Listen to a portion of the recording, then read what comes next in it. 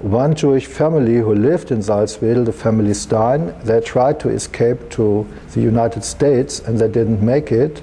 And in the 50s, they found a roll under the roof of the house where they lived before they were forced into the transport to Auschwitz.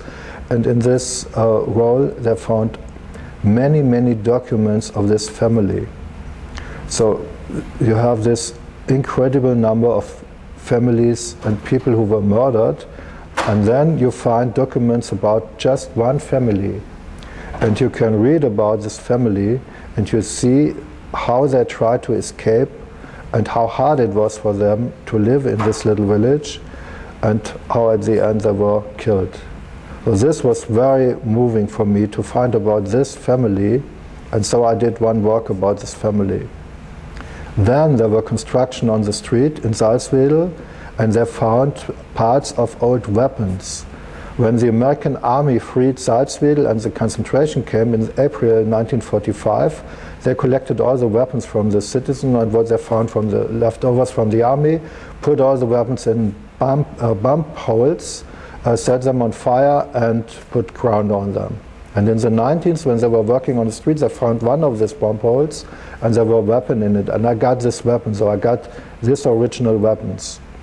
Then there was a bombing in 1944 of the railroad station Salzwedel, where many people died. And as they didn't fix this, this shelter, they opened it up in the 90s when they remodeled the whole railroad station, and I got part of the concrete of this shelter. So during that time I was working, I got more and more documents and original leftovers from this time. For example, like the prayer house. The prayer house was in the backyard of a house, and they reconstructed it completely also in the 90s. And I got pieces of windows and a piece of wood. And this, you know, I have something in my hand from this time, and this makes me work about it and makes me doing research about it. And once I find something, I start working on it. So many of these works that I did, like the portrait wall that I did, I got pictures from the women with their permission, who sent them to each other after the war. And I have this picture, I start out of this, so I always have something real where I start my work with.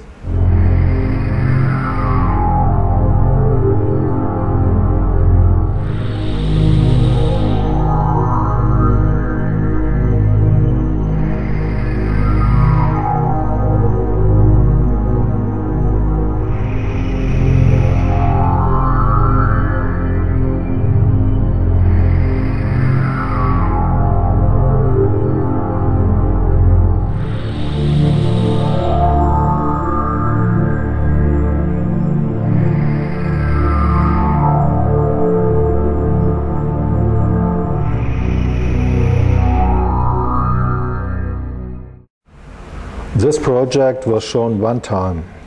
It was made for the documentary show Lass es ruhen in Salzwedel in the Jenny Marx Museum there.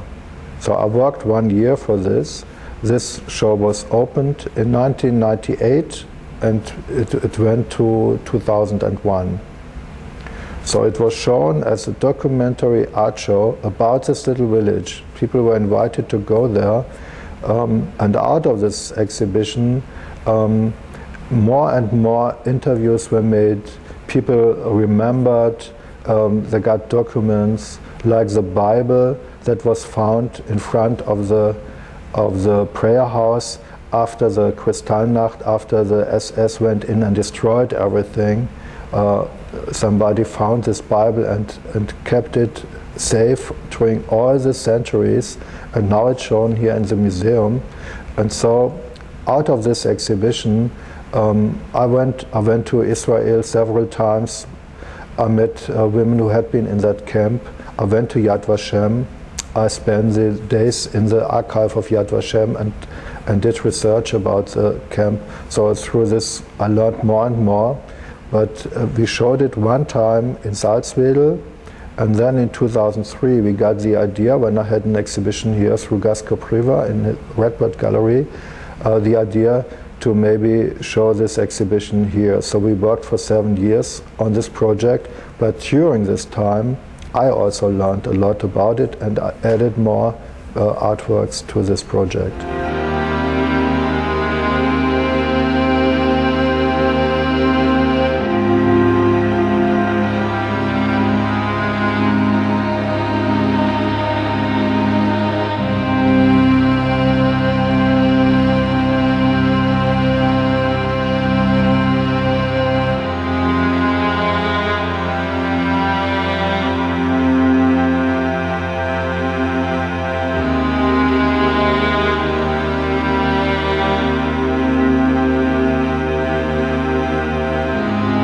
When you start a piece of art, you have no idea where it's going to.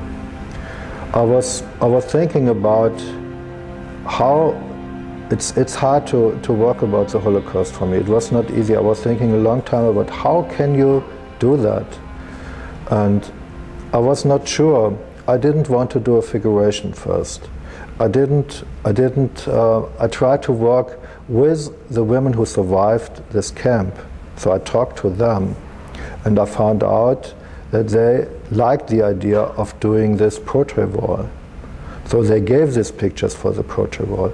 All the works that I do, what I work with, they are given for this exhibition, for this purpose. For example, when we opened this exhibition, 2 women came to the opening here. One came from Kansas, and they brought a picture of their mother who was in this camp. And I asked them if they would like that I take this picture and bring it into the portrait wall. And they liked this idea very much, and it was very important for them that I did it. And I did it immediately in the next week. And this picture is now in this portrait wall. That's how something that you do that you never expect when you start such a project. I never knew what would come out of my travels to Israel. All this helped me a lot to work about this, to make this new project, do this figuration. First I found this bomb, for example. I found this bomb in a lake. You don't expect when you do canoeing that you find a bomb. So I got this piece of bomb, and once I had it, I had the idea how to work with it. And I found this ice skates, and then it was very easy for me. I had it in my mind, and I just did this raku piece and added it, and it was ready. The same was with the maypole. When I had these guns, this broken metal stuff that were guns, I knew exactly what to do because I saw this maypole, and we made a zoom of this picture of this maypole 1938, and so I made the maypole 1945. So I didn't know it exactly when we started the project, especially the tunnel. You see this tunnel is made of about 500 pieces, so it took me half a year to make it.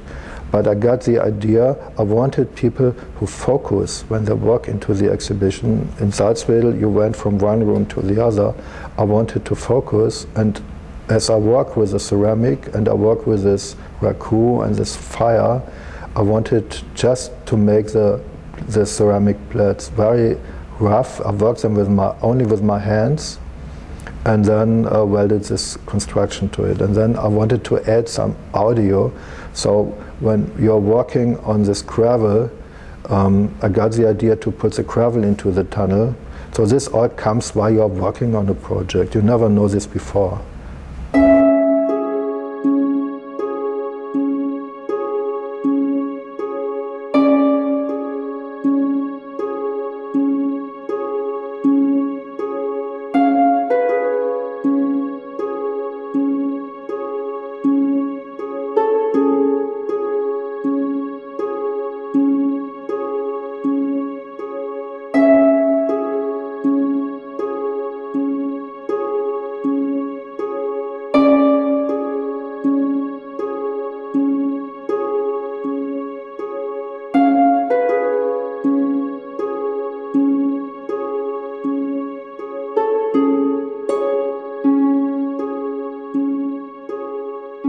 The title of this exhibition is Never Let It Rest, which is an expectation that I have for me.